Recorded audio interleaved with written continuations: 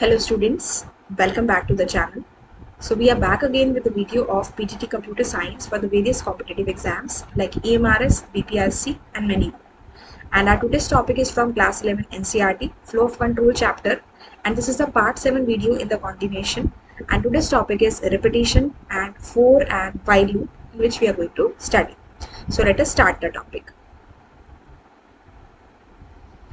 So here we are having the topic as repetition. So students, अभी तक हमने जो टू टाइप्स ऑफ प्रोग्राम्स पढ़े थे that were sequential programs and the selection programs. Sequential programs में जो हमारे प्रोग्राम्स की लाइंस ऑफ कोड है वो वन बाय वन एग्जीक्यूट होती है, line 1, line 2, line 3 and so. लेकिन जब हम बात करते हैं अपने सिलेक्शन की, तो उस केस में जो हमारी सेंटेंसेस हैं और जो प्रिंट स्टेटमेंट्स हैं वो एग्जीक्यूट होती हैं based upon a condition. You can check the link of those videos in the description box of this video. Full playlist link is given. ठीक है. तो सिलेक्शन में क्या होता है कि बेस्ड अपॉन अ कंडीशन आप अपनी स्टेटमेंट को सेलेक्ट करते हैं. अब इसी के कॉन्टिन्यूशन में थर्ड टाइप ऑफ स्टेटमेंट्स हमारी आती हैं which is the repetitive statements, जिससे हम अपने प्रोग्राम्स को बनाते हैं. तो हमारे पास यहाँ पे है रिपीटेशन. अब रिपीटेशन का मतलब क्या होता है? हमारी डेली लाइफ में बहुत से काम ऐसे होते हैं जो हम रेगुलर बेसिस पे करते हैं, जैसे कि हर मंथ वी पे द इलेक्ट्रिसिटी बिल. ठीक है. एंड आप यहाँ पे देख रहे हैं life cycle of a butterfly. whenever a butterfly is born, उसके 4 stages रहते हैं. First of all, the butterfly lays the eggs, it turns into a caterpillar, then a pupa, and finally turns into a butterfly. ठीक है. तो सबसे पहले it lays the eggs, then it turns into a caterpillar, then it becomes a pupa, और last में बन जाती है बटरफ्लाई. तो ये जो साइकिल है ये हर बटरफ्लाई के साथ चलती रहती है. ठीक है. And this kind of repetition is known as iteration. ये जो रिपीटेशन होती है हर चीज़ की, इसे हम क्या कहते हैं? इटरेशन. और प्रोग्राम्स में जब सेट ऑफ स्टेटमेंट्स को रिपीट किया जाता है that is done with the help of the looping constructs, जो हमारे पास दो हैं, that is for loop and while. तो हमने क्या समझा कि कोई भी चीज़ को रिपीट करना till a condition is satisfied, that is known as iteration. और पाइथन में जब किसी भी सेट ऑफ स्टेटमेंट्स को रिपीट किया जाता है that is done using two loops, that is the for loop and the while loop. ठीक है. तो सबसे पहले हम एक नॉर्मल प्रोग्राम देखेंगे कि जिसमें हमें 5 नेचुरल नंबर्स को प्रिंट करना है, और उसी को हम कैसे फॉर और व्हाइल लूप से करेंगे वो हम चेक करेंगे. एंड फॉर और व्हाइल लूप से जो आपकी नंबर ऑफ स्टेटमेंट्स होती हैं कोड की वो आपकी कम हो जाती है. You have to write less of the code. ठीक है. तो यहाँ से हम जाते हैं आईडीएलई पे. ठीक है. और सबसे पहला हमारा प्रोग्राम है write a program to print the 5 natural numbers. अगर हमें 5 नेचुरल नंबर्स को प्रिंट कराना है तो हम कैसे अपने कोड को लिख सकते हैं? We can write it like this. जैसे कि हमारे पास यहाँ पे है प्रिंट 1, 2, 3, 4 एंड 5. हम क्या कर सकते हैं? या तो हम 5 प्रिंट स्टेटमेंट दे सकते हैं नॉर्मल प्रोग्राम में, लेकिन this is my what type of program? Sequential program. लेकिन अगर हमें इसी तरह से बहुत सारे नंबर्स प्रिंट करने हो, 1 लाख नेचुरल नंबर्स को प्रिंट करना हो, तो क्या हम 1 लाख टाइम्स प्रिंट स्टेटमेंट को लिखेंगे? नो, बिकॉज हमारा जो प्रोग्राम है बहुत लेंथी हो जाएगा और बहुत कॉम्प्लेक्स भी हो जाएगा. तो इसके लिए जो रिपीटेशन है that is a better solution. सबसे पहले हम एक वेरिएबल ले लेंगे, उसकी वैल्यू को 1 सेट कर देंगे एंड उसकी वैल्यू को प्रिंट करा देंगे, और हर बार उसकी वैल्यू को इंक्रीज करते रहेंगे जब तक वो 1 लाख के इक्वल नहीं हो जाती. ठीक है. तो यहाँ पे लूपिंग कंस्ट्रक्ट जो हैं, जो कि हमारे फॉर और व्हाइल लूप है, वहाँ पे कंडीशन तक, जब तक हमारी कंडीशन ट्रू है तब तक लूप एग्जीक्यूट होता है, और कंडीशन को हमें कभी ना कभी तो फॉल्स करना ही पड़ेगा, अदरवाइज हमारा लूप क्या बन जाएगा? Infinite loop. तो हमारी जब कंडीशन फॉल्स हो जाती है तो लूप हमारा टर्मिनेट हो जाता है. और हमारे प्रोग्राम में इटरेटिव प्रोग्राम्स में, यानी कि जहाँ किसी भी स्टेटमेंट की रिपीटेशन हो रही है, कोई ना कोई ऐसी स्टेटमेंट जरूर होनी चाहिए जहाँ पे लूप जो है वो खत्म हो सके. अगर लूप खत्म नहीं होगा तो वो क्या बन जाएगा? It will become an infinite loop. ठीक है. जैसे कि अगर मैं यहाँ पे count equals to less than equals to 1 lakh की कंडीशन ना दूँ तो प्रोग्राम तो कभी स्टॉप ही नहीं होगा. तो ये कंडीशन देना जरूरी है, चाहे वो आपका फॉर लूप हो चाहे वो आपका व्हाइल लूप. अब आते हैं फॉर लूप को हमें कैसे लिखना है और कैसे यूज करना है. ठीक है. तो फॉर स्टेटमेंट क्या है? It is used to iterate over a range of values और सीक्वेंस. फॉर लूप क्या करता है? किसी पर्टिकुलर सीक्वेंस पे या रेंज ऑफ वैल्यू से आपको रिपीट करने के लिए हेल्प करता है. ठीक है. नाउ ये वैल्यूज आपकी न्यूमेरिक भी हो सकती हैं, मीन्स कोई भी सीक्वेंस हो सकती है. सीक्वेंस आपकी स्ट्रिंग भी हो सकती है, आपकी लिस्ट भी हो सकती है और आपका टपल भी हो सकता है. ठीक है। तो जब भी हम स्ट्रिंग, लिस्ट और टपल की ट्रेवर्सिंग करते हैं, यानी कि उनके हर एक एलिमेंट को एक्सेस करते हैं, तब उस केस में हम फॉर लूप का यूज करते हैं। ठीक है। अब इसका सिंटेक्स क्या होता है, ध्यान से देखिए। For control variable in sequence और item in range. For is a keyword, in is also keyword. और जो कंट्रोल वेरिएबल है वो आप कुछ भी ले सकते हो, A B C C H X Y Z, कुछ भी। और sequence, it can be your string, या आपकी स्ट्रिंग हो सकती है, या आपका कोई नंबर हो सकता है। ठीक है, ये आपके कोई क्या हो सकती है, लिस्ट भी हो सकती है, या फिर ये आपका कोई टपल भी रह सकता है। ठीक है। सो इस केस में आप सीक्वेंस के अंदर ये चीज़ें ले सकते हैं। ठीक है। और इसके नीचे जो भी स्टेटमेंट्स आएंगी वो थोड़ा सा इंडेंटेशन दे के आएंगी। इट मीन्स वो जो स्टेटमेंट्स हैं वो फॉर लूप का पार्ट है। ठीक है। अब जो प्रोग्राम हमने किया to print the 5 natural numbers, पहले तो हम 5 तक प्रिंट करा रहे थे। ठीक है, 5 प्रिंट स्टेटमेंट दे रहे थे। लेकिन अगर यही चीज़ मुझे फॉर लूप से करनी है, तो how I am going to do, for i in range 5। ठीक है, तो इसको हम कैसे करेंगे, फॉर और इन कीवर्ड्स हैं इसलिए ऑरेंज कलर में आ रहे हैं। आई हमारा कंट्रोल वेरिएबल है और रेंज हमारा फंक्शन। हमने कहा प्रिंट आई, यहां से हम कर देते हैं 1 to 6। अब रेंज फंक्शन को अभी हम पढ़ेंगे, इसके अकॉर्डिंग ये आपका आउटपुट आएगा। For i in range 1 to 6, आई की वैल्यू कहाँ से कहाँ तक है, 1 से 6, लेकिन जो एंडिंग वैल्यू होती है उससे कम लेके चलता है, तो ये लेगा आपका 1 से 5 तक। कैसे प्रिंट हो गया, आपको इतनी सारी प्रिंट स्टेटमेंट भी नहीं लिखनी पड़ी, सिर्फ आपने फॉर लूप लगाया और प्रिंट स्टेटमेंट दे दी। अब इसको और इलेबोरेटिव फॉर्म में समझते हैं। जैसे कि हमारे पास एक स्ट्रिंग पाइथन है, हमें फॉर लूप से एक एक कैरेक्टर को प्रिंट कराना है, तो सिंपली आपने लिखा for letter in Python, Python is my string, print letter. अब इस लेटर के प्लेस पे आप कोई और वेरिएबल भी दे सकते हैं, जैसे कि मैंने कहा for i in, and here I type a string that is Python. तो क्या प्रिंट कराना है हमें, okay, for i in Python. ठीक है, कोट्स आपके सेम होने चाहिए, सिंगल से स्टार्ट कर रहे हैं तो सिंगल एंड होना चाहिए, डबल से स्टार्ट कर रहे हैं तो डबल से ही एंड होना चाहिए। हमने कहा प्रिंट आई, तो जैसे ही आप ये करेंगे आपके सामने क्या प्रिंट हो गया, PYTHON। तो for is my keyword, in is my keyword, जो मेंबरशिप ऑपरेटर आप पढ़ रहे हैं। आई के प्लेस पे आप कुछ भी ले सकते हो, और ये जो पाइथन है this is my string. Print i मतलब आई की पहली value P, then Y, then T, then H, then O and then N। तो ये होता है आपका फॉर। ठीक है, अभी रेंज फंक्शन पढ़ेंगे क्या होता है। इसके बाद नेक्स्ट पे आते हैं, आप इसे स्ट्रिंग के ऊपर आपने यूज कर लिया, अब आप इसे लिस्ट पे भी यूज कर सकते हैं। जैसे कि ये लिस्ट है, अगर मैं सिंपली यहाँ पे लिख दूं फॉर आई इन, मैंने एक लिस्ट ले ली जिसमें हमने 5 नंबर ले लिए, ठीक है ना। अब हमने कहा प्रिंट आई,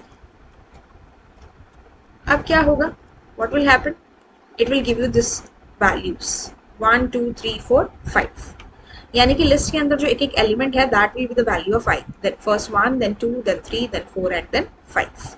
ठीक है, तो आप फॉर लूप को स्ट्रिंग के साथ भी यूज कर सकते हैं, आप इसको लिस्ट के साथ भी यूज कर सकते हैं, और आप इसे टपल के साथ भी यूज कर सकते हैं। हमने डेटा टाइप्स पढ़े हैं लास्ट चैप्टर में, हमने कहा फॉर, कुछ और ले लेते हैं, CH इन, सपोज हमने कहा 4 5 and 6, print CH। So what will happen, आपको ये प्रिंट करके दे देगा फॉर CH इन 4 5 एंड 6। हमने कहा प्रिंट CH, तो it will print the value of the CH, that is first value is 4, next value is 5 and another next value is 6। तो sequence पे work कर रहा है, दैट इज आपका sequence, that is string पे, आपके list पे और आपके टपल पे। और जब ये नंबर पे वर्क करेगा तो उसमें रेंज फंक्शन चाहिए। अब देखते हैं कैसे चाहिए, नीचे देखिए। अब इसी में हम कंडीशन भी पुट कर सकते हैं, जैसे कि अगर हमें नंबर्स प्रिंट कराने हैं तो सिंपल फॉर लूप लगाया, प्रिंट स्टेटमेंट लगाए, प्रिंट हो गए। लेकिन मान लो हमें सिर्फ इवन नंबर्स को प्रिंट कराना है, तो वहाँ कंडीशन लगानी पड़ेगी।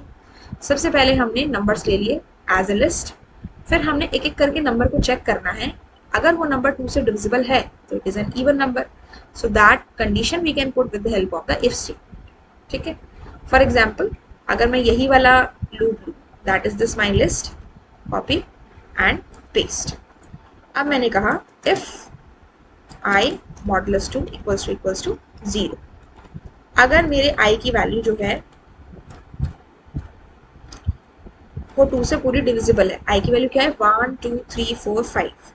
अगर मेरी आई की वैल्यू एक एक करके चेक करेगा, पहले 1 को चेक करेगा, अगर वो पूरी 2 से डिविजिबल है तो क्या प्रिंट करेंगे, इवन नंबर। ठीक है, this is how it is done. So in that case कौन कौन से हैं हमारे इवन नंबर, एक तो 2 है और एक 4 है। ठीक है, लेकिन इसमें इवन नंबर का एग्जैक्टली पता नहीं लग रहा कि which is the even number. ठीक है, इसके लिए आपको अपने कोड को थोड़ा सा मॉडिफाई करना पड़ेगा।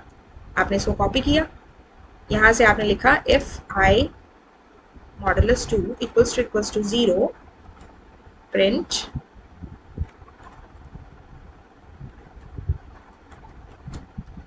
यहाँ लिख देते हैं आई इज इवन।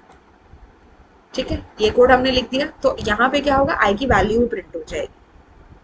तो इसने क्या कहा 2 इज इवन 4 इज इवन। पता लग गया हमें कौन कौन सा इवन है, 2 है और 4 है, क्योंकि ये दोनों 2 से पूरे पूरे डिविजिबल हो रहे हैं। मॉडुलस मतलब उस नंबर को 2 से डिवाइड कर रहे हैं, तो अगर उसका रिमाइंडर 0 आ रहा है, that is the meaning of modulus, यानी कि वो हमें क्या देगा, that is reminder.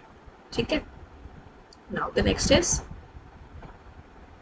Body of the loop is intended with respect to the for statement. ठीक है, फोर स्टेटमेंट के नीचे लूप की बॉडी आएगी। अब है हमारे पास रेंज फंक्शन, अभी हमने पढ़ा था स्टार्टिंग में रेंज का। तो रेंज के अंदर देखिए क्या होता है, रेंज पाइथन का एक बिल्ट इन फंक्शन है, यानी कि पाइथन में अपना इसका एक काम है। अब रेंज फंक्शन को कैसे लिखते हैं, रेंज मिनिमम इसमें आप एक वैल्यू दे सकते हो और मैक्सिमम दे सकते हो 3, start then stop and then step. ठीक है, अब इसके अंदर हम एक सीक्वेंस ऑफ लिस्ट बना सकते हैं, starting from the starting value to the end value, और अगर आप कोई गैप देना चाहें तो दे सकते हैं। अगर आप इसमें कोई भी बाय डिफॉल्ट स्टार्टिंग वैल्यू नहीं देते तो क्या हो जाती है आपकी 0, और बाय डिफॉल्ट जो गैप होता है वो कितने का होता है, 1 का होता है। अब कैसे चेक करेंगे इसको, आपने लिखा यहाँ पे लिस्ट रेंज, और हमने कोई भी एक न्यूमेरिकल वैल्यू पास करनी है। अगर सिर्फ एक न्यूमेरिकल वैल्यू आप पास करते हैं तो वो आपकी एंड वैल्यू है।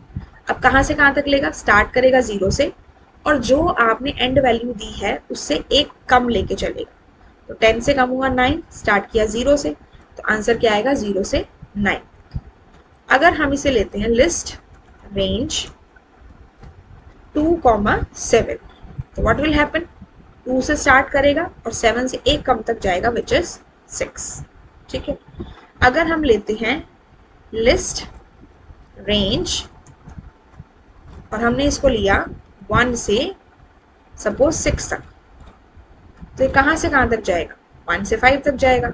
ठीक है, और अगर मैं इसमें गैप दे दूँ list range 1,6 and gap of 2, तो क्या होगा 1 + 2 is 3, 3 + 2 is 5, दो का गैप आएगा। ठीक है, तो इस तरह से हम रेंज फंक्शन को यूज करते हैं। ठीक है, एंड अगर आप इसमें -1 देते हैं तो आप यहाँ पे कैसे जाएंगे, आप डिक्रीजिंग ऑर्डर में जाएंगे, बड़े से छोटे की तरफ जाएंगे। जैसे कि हमने यहाँ पे दे दिया लिस्ट रेंज -1 to -8 और गैप हमने दे दिया सपोज -2 का। ठीक है, तो पहला क्या हुआ -1, उसमें -2 किया -3, फिर -2 किया -5, देन -2 किया -7, लेकिन -8 से पहले तक ही रहेगा। ठीक है, इस तरह से हमारा रेंज फंक्शन वर्क करता है। लेकिन कभी भी अगर आप ऐसे जाएं, जैसे कि आप गए रेंज 7,2 और आपने गैप प्रोवाइड नहीं किया, जनरली हमारी जो गैप वैल्यू होती है वो +1 होती है, लेकिन यहाँ पे आप 7 से 2 जा रहे हो, कम कर रहे हो, लेकिन आपने गैप -1 का नहीं दिया, तो उस केस में आपका आंसर आएगा that will B empty list. ठीक है, क्योंकि वो लूप चल ही नहीं पाएगा। अंडरस्टूड? सो ये रेंज फंक्शन हम यूज करते हैं। तो हमने अभी क्या किया था, 5 एलिमेंट्स को प्रिंट कराया था। कैसे, फॉर आई इन रेंज 5, 1 से 6 दे देते हैं। ठीक है, अब 1 से 6 देंगे तो क्या होगा, 1 2 3 4 5, हमने कहा प्रिंट आई, तो हमारे पास क्या प्रिंट हुआ 1 से 5 तक। ठीक है, अब देखिए फॉर नम इन रेंज 5, ठीक है। अब जो यहाँ पे रेंज फंक्शन में जो कंट्रोल वेरिएबल की वैल्यू होती है वो 0 से स्टार्ट होती है। 0 से कहाँ तक जाएगी, जो आपकी वैल्यू है उससे एक कम तक, 0 से 4 तक गई। अगर हमारा नंबर 0 से बड़ा है तो वो 10 से मल्टीप्लाई हो जाए। सबसे पहले नम की वैल्यू कितनी है, 0। क्या 0 ग्रेटर देन 0 है, नहीं है, तो क्या ये 10 से मल्टीप्लाई होगा, नहीं होगा। फिर नेक्स्ट नंबर लिया 1, क्या 1 ग्रेटर देन 0 है, तो 10 से मल्टीप्लाई होगा, यस, तो आंसर आ गया 10। फिर नेक्स्ट नंबर है हमारा 2, 2 ग्रेटर देन 0 है, क्या ये 10 से मल्टीप्लाई होगा, यस, आंसर आ गया 20। अब नेक्स्ट नंबर है 3, 3 ग्रेटर देन 0 है, यस, तो 10 से मल्टीप्लाई हुआ, क्या हो गया 30। और लास्ट वैल्यू हमारी है 4, 4 ग्रेटर देन 0 है, यस, 10 से मल्टीप्लाई हुआ 40। क्या ये 5 को लेगा, नहीं लेगा, क्योंकि this is my last value. तो 0 से 4 तक गया, 0 ग्रेटर देन 0 नहीं है, लेकिन 1 2 3 4 चारों ग्रेटर देन 0 है, तो इनकी वैल्यू 10 से मल्टीप्लाई होके आपके पास आंसर आया 10, 20, 30 एंड 40। ठीक है, so this way we have to do. बस ये ध्यान रखना है कि जब आप फोर लूप में इन ऑपरेटर का यूज करते हैं और रेंज फंक्शन का यूज नहीं करते हैं तो ये 1 बाय 1 वैल्यू लेता है, लेकिन जब आप यहाँ पे रेंज फंक्शन का यूज करते हो ना, तब ये आपका कहाँ से लेगा, आई की वैल्यू लेगा, विच विल स्टार्ट फ्रॉम 0। जैसे कि मैं अगर कहूँ फॉर आई इन रेंज 5 और मैंने कहा प्रिंट आई, तो what will happen in that case, i की वैल्यू कहाँ से कहाँ तक जाएगी, 0 से स्टार्ट होगी, और जो आपने रेंज फंक्शन में नंबर दिया है उससे पहले तक जाएगी। So it will print 0 to 4, 0 1 2 3 4। ठीक है, तो आपको अगर डायरेक्ट वैल्यू लेनी है तो आप रेंज फंक्शन का यूज नहीं करो, और अगर आपको इंडेक्सेस चाहिए पोजीशन से लेना है तो उस केस में आप रेंज फंक्शन का यूज कर सकते हैं। ठीक है, so this is all about the for loop. आते हैं वाइल लूप पे। अब वाइल लूप भी फोर लूप के जैसा ही होता है, बस इसका जो सिंटेक्स होता है, लिखने का तरीका होता है, वो थोड़ा सा अलग होता है। वाइल स्टेटमेंट भी क्या करती है, रिपीटेडली एक ब्लॉक ऑफ कोड को एग्जीक्यूट करती है जब तक हमारी जो कंडीशन है वो ट्रू रहती है। ठीक है, और वाइल लूप जो है वो एग्जीक्यूट होता है before any statement inside the loop is executed, यानी कि सबसे पहले हमारी कंडीशन चेक होगी। ठीक है, एंड अगर हमारी कंडीशन ट्रू है तो उस ब्लॉक के अंदर जो स्टेटमेंट है that will be executed, otherwise loop वहीं पे रुक जाएगा। ठीक है, the statements within the body of the while loop must ensure that the condition eventually becomes false। अब while loop में जब भी आप कोई भी बॉडी लिखते हैं, कोई भी स्टेटमेंट देते हैं, तो कोई ना कोई स्टेटमेंट ऐसी होनी चाहिए जिससे कोई स्टेटमेंट फॉल्स बन सके और लूप आपका खत्म हो सके। अगर कोई स्टेटमेंट आपने ऐसी नहीं दी तो क्या होगा, लूप तो चलता जाएगा, that will become an infinite loop, और वहां से आपकी मेमोरी स्पेस जो है वो खत्म होता जाएगा। ठीक है, अब कैसे होती है वाइल का सिंटेक्स, कैसे होता है, while condition body of the while loop. इससे पहले हम अपनी वैल्यू को इंक्रीज या मतलब वैल्यू को प्रोवाइड भी करते हैं। ठीक है, जैसे कि मुझे 5 नेचुरल नंबर्स को ही प्रिंट करना है, यही क्वेश्चन अगर मैं वाइल लूप से करूँ तो कैसे करेंगे, कोई भी एक वेरिएबल लेंगे, उसकी वैल्यू 1 से स्टार्ट करेंगे, जब तक वो variable less than equal to 5 है हम उसे प्रिंट कराएंगे और उसे इंक्रीमेंट कराएंगे। देखो अब फोर लूप में तो ये काम क्या था, इनिशियल वैल्यू यहाँ आ गई, एंडिंग वैल्यू भी यहीं से पता लग गई, प्रिंट भी हो गया, और यहीं से वैल्यू इंक्रीज भी हो रही थी, पता लग रहा था इंक्रीज हो रही है या डिक्रीज हो रही है। लेकिन वाइल लूप में ये तीनों काम हमें अलग अलग करने पड़ते हैं, डिक्लेयर करना होता है, फिर आपको उसे कंडीशन देनी होती है, फिर उसमें आप इंक्रीमेंट या डिक्रीमेंट करते हो। फॉर एग्जाम्पल मैंने लिया यहाँ पे आई इज इक्वल टू 1, हमने कहा while i less than equal to 5, तो हम क्या कहेंगे, क्या प्रिंट करो, आप आई प्रिंट करो। अब वो आई प्रिंट तो कर देगा, लेकिन उसे ये नहीं पता कि आई को कितना प्रिंट कर, ये तो पता है कि 5 की वैल्यू 5 हो या उससे कम तक हो तब तक प्रिंट करना है, लेकिन जब तक आप आई की वैल्यू को इंक्रीज नहीं करोगे उसकी वैल्यू तो वहाँ नहीं रहेगी, तो हमें इंक्रीज करना पड़ेगा। Will say i is equal to i plus 1। ठीक है, तो what will happen, it will give me the answer as 1 2 3 4 5। तो फोर लूप की एक स्टेटमेंट में जो सारा काम हो रहा था, इनिशियलाइज भी हो रहा था और इंक्रीमेंट डिक्रीमेंट भी हो रहा था और आपकी कंडीशन भी लग रही थी, वो काम इसमें 3 स्टेटमेंट में होता है। ये डिक्लेरेशन या आप कह सकते हो इनिशियलाइजेशन, स्टार्टिंग वैल्यू देना, फिर हमने कंडीशन लगाई और फिर हमने यहाँ पे इंक्रीज या डिक्रीज किया as per the requirement of the question. ठीक है, ऐसे करते हैं। उसके बाद जैसे कि नेक्स्ट क्वेश्चन है, program to find the factors of a whole number. While loop से हम किसी नंबर के फैक्टर निकालना चाहते हैं, तो सबसे पहले नंबर एंटर किया जिसका फैक्टर निकालना है और 1 प्रिंट करा दिया, क्योंकि 1 तो सबका फैक्टर होता है। ठीक है, अब उस नंबर के कौन कौन से फैक्टर हैं निकालने के लिए हमने एक वेरिएबल ले लिया फैक्टर, जिसकी वैल्यू दे दी हमने 2। जब तक 2 less than equal to number by 2 है, जैसे मान लो मैंने एक नंबर लिया 8, ठीक है, अब फैक्टर की वैल्यू कितनी है 2, 2 less than equal to number by 2, number is 8 and 8 by 2 is 4, 2 less than equal to 4 है, यस है। तो हम क्या करेंगे, नंबर को फैक्टर से चेक करेंगे डिवाइड करके, क्या उसका रिमाइंडर 0 आ रहा है। नंबर है 8 और फैक्टर है हमारा 2, क्या 2 को 8 से डिवाइड करने पे हमारा जो रिमाइंडर है वो 0 आ रहा है, यस आ रहा है। तो 8 का फैक्टर कौन है, 2 हुआ। ठीक है, फिर हमने उसको प्रिंट कराया और फिर फैक्टर को +1 कर दिया, यानी कि अब हो गया वो 3। ठीक है, अब 3 मेरा लेस देन इक्वल टू 4 है, यस है। 8 को 3 से डिवाइड किया, क्या इक्वल टू 0 है, नहीं है। तो क्या ये इसका फैक्टर है, नहीं है। फैक्टर हो गया +1, that becomes 4। 4 less than equal to 4, less than तो नहीं है लेकिन इक्वल टू है। 8 को 4 से डिवाइड किया, डिविजिबल है, यस है, पूरा डिविजिबल है, तो 4 भी इसका फैक्टर हो गया। ठीक है, फिर हम नेक्स्ट पे गए 5 less than equal to 4, condition जो है वो फॉल्स हो गई। तो 5 6 7 8, 5 6 7 पे हमारी कंडीशन क्या है, फॉल्स है। ठीक है, तो इस केस में हमने क्या कहा कि इसके फैक्टर्स हैं 2 4 1 होता ही है, और हर नंबर अपने खुद का तो फैक्टर होता ही है, तो फिर हमने यहाँ पे नंबर को भी प्रिंट करा। पहले तो 1 प्रिंट कराया, दिस इज 1। उसके बाद हमने क्या प्रिंट कराया, ये 2 हमारे फैक्टर आए 2 एंड 4, these 2, एंड देन हमने यहाँ पे प्रिंट कराया the last one, last number that is your number itself which is 8। यहाँ क्वेश्चन में 6 के फैक्टर थे, तो 1 2 3 और 6 बनते। ठीक है, तो ये क्वेश्चन आप फोर लूप से भी कर सकते हैं और वाइल लूप से भी कर सकते हैं। ठीक है, तो यहाँ तक हमारा टॉपिक था, हमने खत्म किया। बाकी आगे आने वाली क्लास में हम क्या करेंगे, हम ब्रेक और कॉन्टिन्यूस स्टेटमेंट के बारे में पढ़ेंगे। एक बार हम वाइल लूप के थोड़े से एग्जाम्पल देख लेते हैं।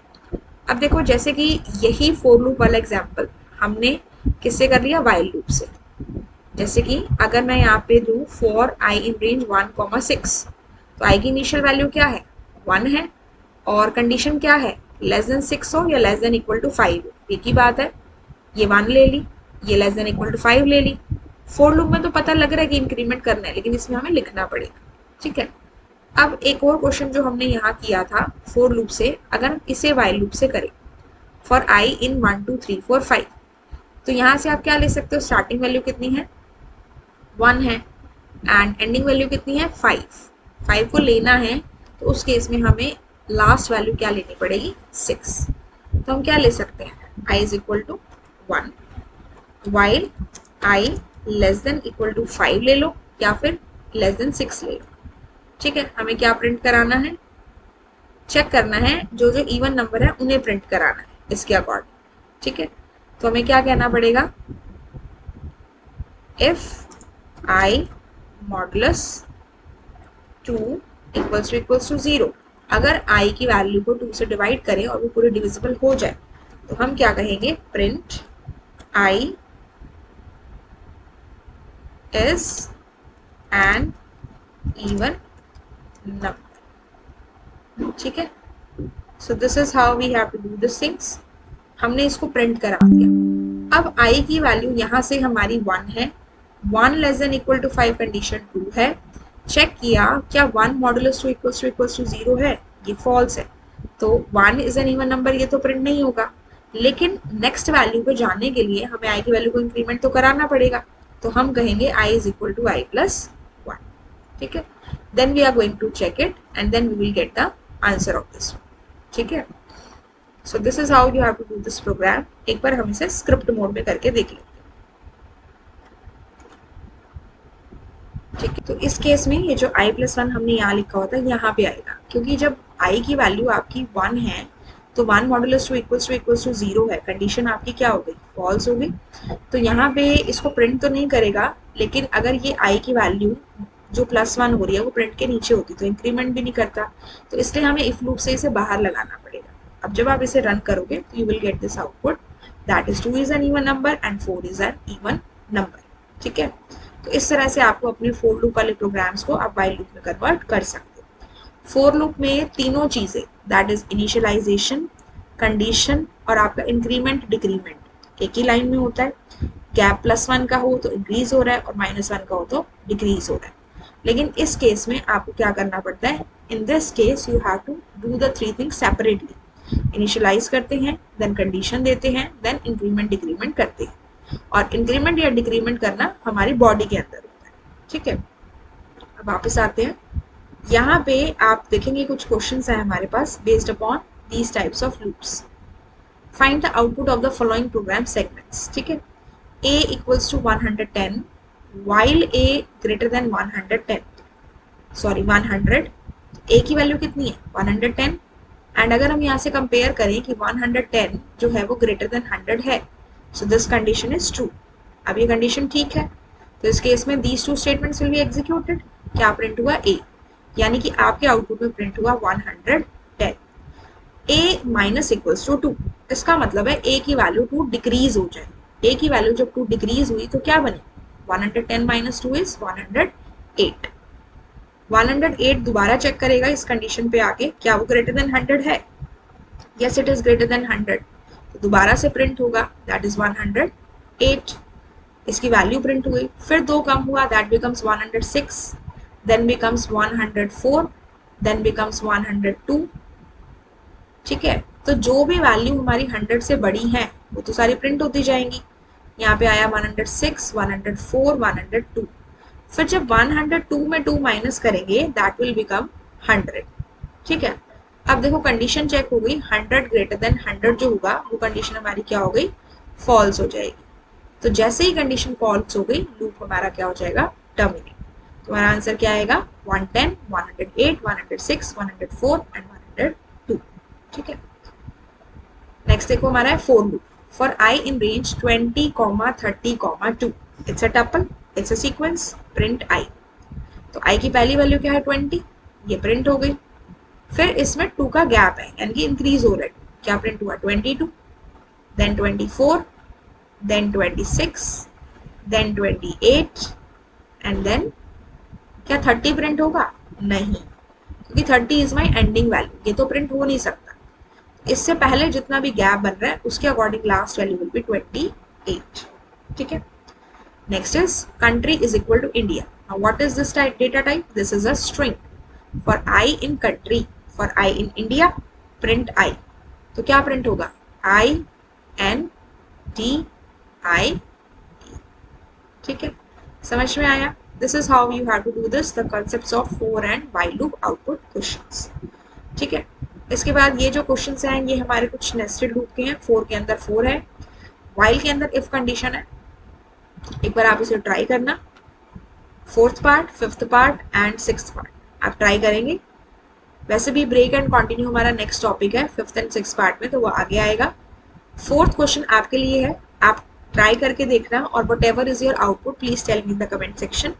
इन केस फिर भी आपको इसमें डाउट आता है तो we will discuss this in the next video, but अगर आपका ये निकल जाता है I would happy to know what your answer is, so that would tell me that you have understood the concept clearly. ठीक है, so with this we have covered all the concepts of the today's topic, and in the next video we will cover the topic of the break and continue statement in the for and the while loop and the nested loop. ठीक है, so I hope students you have understood all the topics discussed, and still if any doubt is there please ask in the comment section and provide your feedback. If this video is helpful to you, you can like the video, share it and subscribe the channel. I'll meet you in my next video. Till then have a good day and thank you.